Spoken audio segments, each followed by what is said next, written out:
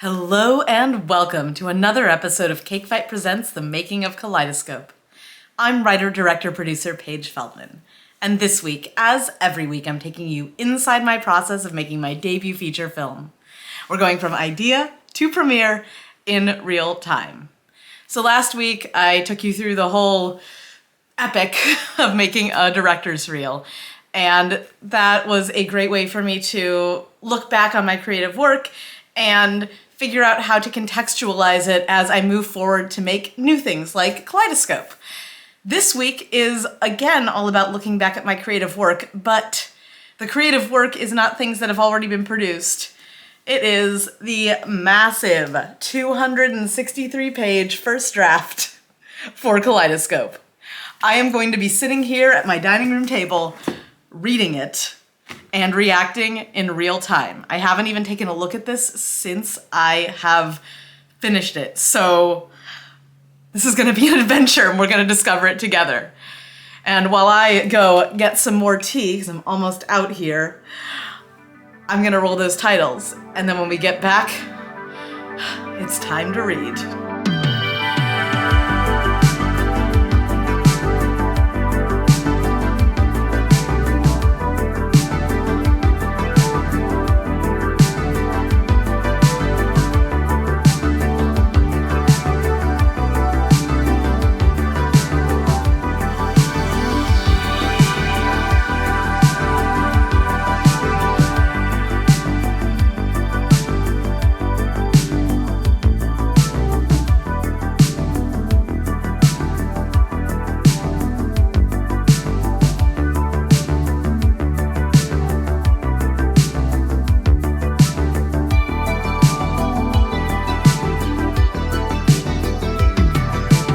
Hey, so before we dive in, quick note from me, Paige, in the editing suite. This video is 20 minutes long. It only covers the first quarter of my reaction to this script, which I'm sure you're, all shocked about how long-winded I am, considering I only wrote 263 pages in this first draft. When I was setting out to make this video initially, I thought for sure it would be about half an hour to cover the entire script, but we're gonna take this step by step, break it up into sizable chunks, and I'm really excited to share all of my reactions with you, good, bad, and I don't think there's anything indifferent. It's mostly either I'm delighted or frustrated, which I hope is relatable to you. So thank you for watching and enjoy part one of A Screenwriter Reacts to her first draft. I got a whole situation here because I want to let the tea steep longer, but I'm also just anxious to get into this script. So what I am sharing with you today is my actual first step for everything that I write: script, novel, poetry, song lyrics. It is the only step in the process that doesn't change from script to script. It really works for me. That's basically it. I have a paper copy of the thing that I'm revising. Set it down in front of me, and I read it start to finish. I do have a pen and a notebook with me to make any notes that I want to. Typically, I'll notate the script by maybe making a star next to a line that I love, maybe fixing a grammatical error because, I can fix a typo, that's fine. Any notes about maybe the issues that I have in the script overall, any thoughts I have, they all go into this notebook. I also have this notebook here today because, as you can see, I am not screen sharing. I'm not even near a screen, unless you count the camera screen, but we're not counting that. I'm not near any screen. So what I'm also going to do is write down page numbers in this little notebook of scenes that I might want to share with you all to help you give my commentary more context. Because while my purpose for making this series is to be as open and honest and forthright with information as I can be, this script, number one, is incredibly long and is going to change a lot. And number two, I'm barely even ready to share the script with myself. I know it's bloated, it's not quite the thing that it needs to be yet, and I don't want to put a version of this script out into the world that anyone can read and just judge right away, because we're revising. I'm going to be reading here. When I have something that I want to comment on, I will make a comment. You won't be here for all 263 pages because that would be sadistic of me. I will fast forward you through to places where there's actually something to talk about. But otherwise, I'm gonna sit here with my tea. It still needs a few more minutes to steep. And just read this thing. So first things first though, because I don't want y'all to be staring at me going like this, and then that, and then this, and then that for however long we're doing this. We're gonna change the angle on this camera, so I'm gonna move a few things around. Let's see, yeah. Here's to the good days. All right. Here's to the sorrows. Let's get my chair over. Get my notebook back. Pen here. Time to read. Just wanna make it stop. Maybe it's something in the water. Or maybe we just hit the end of the road. Right now it doesn't even matter. It's too late not to let it go. And that's why Alright, I'm just gonna talk for a second about my opening shot, the establishing shot of this mansion. I love a lot of the things that I'm doing here, but I have overwritten this. I see so many little fragments that could be consolidated or even deleted, taking it from 1, 2, 3, 4, 5, 6, 7 lines to maybe 4. The thing that I definitely want to keep, and that I'm gonna do a little star here on, is the very end of it. You want to be there. In fact, you want to be there so bad that we zoom into interior Hollywood Hills mansion, great room, continuous. So I just like that transition, and the writing feels like me. I love being conversational in my scripts. I can feel my confidence writing this opening, even though it is twice as long as it needs to be. However, we need to cut this down by half or more, so finding something that's twice as long as it needs to be is great. Good start, me. Alright, here's how you can tell I was really having fun with this. The very beginning of that next scene is, so now we are in the party and it's just as crazy, sexy, cool as that TLC album, except more white. I don't know if this is cringe or fun yet. So here's my Jonah introduction, which we're only on page 2. I gotta really concentrate after this, but my Jonah introduction is just my favorite. It's something that I wrote even before I started writing this script, and it's Jonah, 35, Zach's older brother, the Danny DeVito to Zach's Arnold, stands spotlit with a smug look on his face. Because up until this point, we've been following Zach around as if he's the star, and then we get this spotlit star turn type of entrance for a schlub who's our hero. Plus, I like the twins reference. I really hope that at a certain point this isn't going to be me making masturbatory comments about my own writing. But right now it's nice, especially because we got so much to go. You hear that thump?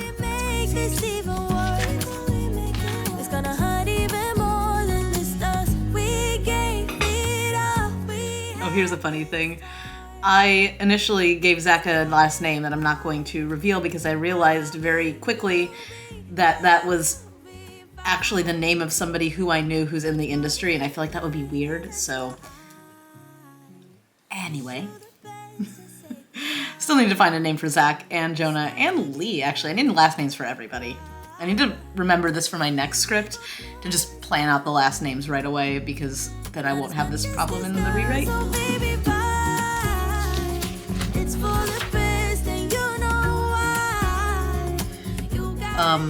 There's this initial conversation where Lee reveals she's a photographer, and it is so expositional, and I hate it. It almost feels like, oh, now that you mention it, yes, I do have a sister, and her name is Jane, and she is standing right there. Oh, isn't that interesting? Yes, it is. It's really bad.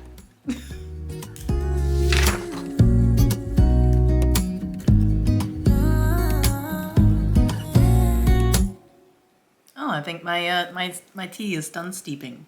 Yay! So I'm on page 12, and we're still in the beginning party, before the accident, and I know I'm going to need to cut this, but I love so much of the banter between Jonah and Zach and Jack Colby, the Sundance director who Zach is trying to woo. It's going to be really difficult to cut all this down. So I might have to move some of it, but I mean, the last 3 pages I've just really enjoyed reading. Right now is not the time to kill any darlings, it's just the time to see what's going on. I should let it be, but I'm gonna dive into you, and maybe I'll drown. What can I do? You know what I just realized is that the last 3 long things that I've written all take place in March. Kaleidoscope takes place in March. I have a Passover romantic comedy that Passover typically happens in March or April, but we'll say March. And How to Fall in Love the Hard Way also takes place in the month of March. I didn't know I had a thing for March. Maybe I'll, purposely write Thanksgiving set something or other next time just to spread out the seasons a little bit. I was doing just fine the way that it was. Then you hand me these emotions, didn't want them, but I guess that I'm stuck with them. All right, I'm 21 pages into this script, and as much as I was hoping to make this Lee's story, right now Jonah seems to have hijacked it. And obviously it's a love story. There are 2 leads. There's Lee and Jonah. They come together. This whole story is about them learning to grow and change and do so within the context of a relationship and show how love can help spur on the best in yourself. And I mean, Jonah's freaking stealing the show. I'm 21 pages in, and every line he has, I'm loving. It's zinger after zinger. He and Zach his brother, have a really intense argument. And he's just a freaking delight. Lee has maybe shown up in about 2 pages, but it's bad expositional dialogue from her. I wonder if I know that I had a Lee problem early on in the outlining process, but I wonder if I still have one. I'm not going to make a note about this yet, but it's something that I will be contemplating as I continue to read. But I'm gonna dive into you, and maybe I'll try. Page 20, page 23, and Lee is just every terrible cliche known to man in terms of bold proclamation. It's bad. She's arguing with Devin. Devin says, "That's actually a good idea, leaving. If I stay, I might do something I regret." Devin turns his back on Lee and she snaps. Jonah sees it in her eyes but doesn't say anything. Lee, do what? Support me? Tell me it's okay if I go for my dreams? Because it's happening, Devin, whether you approve or not. I'm quitting. I'm going off on my own to be the woman I know I can be. Like, what in the corny hell is that? And yet everything Jonah says is great. I have a Lee problem. I know I just said 2 pages ago I'm gonna reserve judgment, but let's hope it resolves a little bit more as we keep going.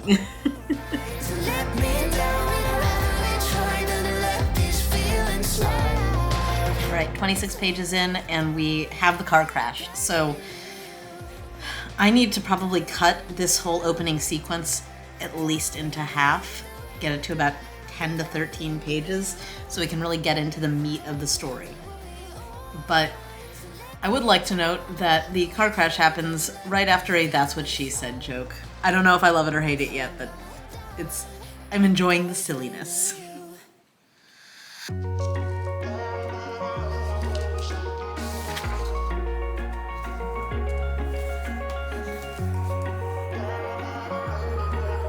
Making a note that I need to research Devin's injury, figure out what happened to him, and what accommodations that he might need and help from Lee he might need to make their relationship and this, I'm on page 28, the getting ready routine that they have feel real. Understand.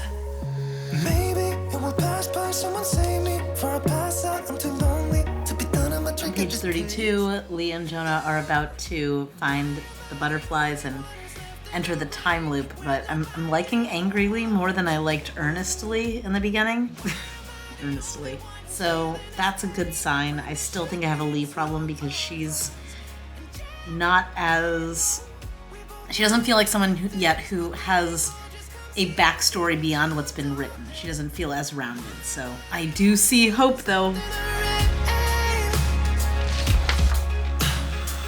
All right, we're on page 36 and in the first time loop. So good news is that from the end of the party into the first time loop, there's only 10 pages, which is a pretty good number. It can be condensed a little bit, but I think pacing-wise, that's about right. So good news to start.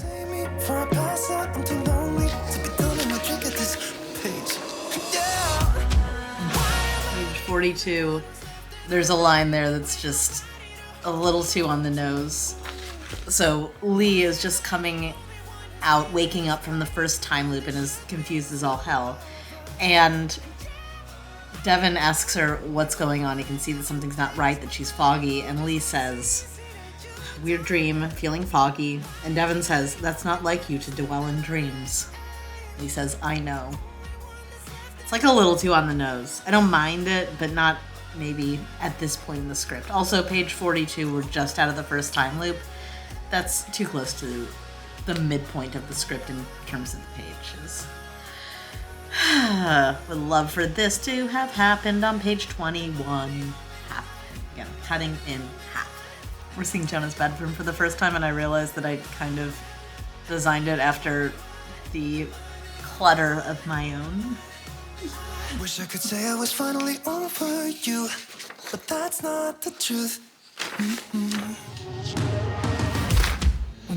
There's a scene here between Jonah and Zach where Zach is offering Jonah the opportunity to basically perform in front of Jack Colby, the Sundance director who's looking to have a comedian come on to rewrite part of his script, give the comedy pass. I'm starting to try to think whether this scene is in the right place. Should it be before the time loop? Should it be where it is right after they come out of the first time loop? It's not a decision I have to make now, but things I'm thinking of as I'm reading, trying to see all of these scenes and all of these beats as puzzle pieces or building blocks and trying to figure out the best way to, let's go with building blocks, Tetris them into shape and make it concise and make sense, a nice streamlined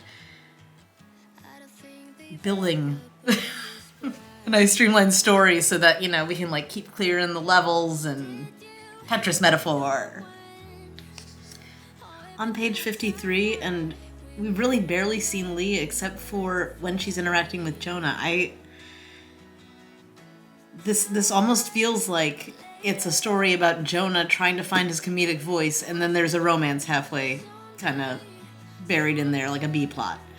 That's not good. That's not what this movie's supposed to be. I want this to be a romantic comedy, a two-hander. That's not what we have here. The good news is that because I know that, I can really cut down on these Jonah scenes towards the beginning, find the things that are really singing, and then as Lee becomes more and more involved in the story, which I'm hoping she is, I think she's gonna be. She'll have her own plot line. Hopefully I'll be able to find what places to put the parts of Lee's story that are going to come in drips as I keep reading and juxtapose them with Jonah's. I think we have a Lee problem still. But I think part of the problem is just we have so much information. There's so many scenes about Jonah. I became so enamored with him while writing that we just need to work on the balance between Lee and Jonah and find a way to create a true two-hander. That's the goal.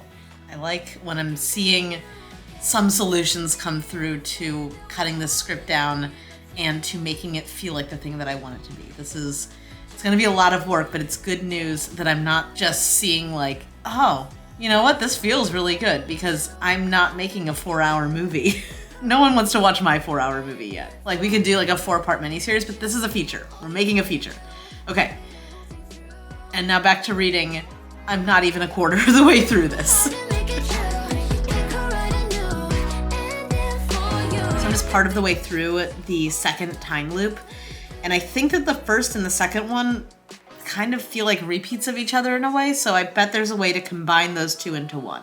So I've just made a little note in my notebook here about that, and I will contemplate it when I actually get into some rewriting and restructuring.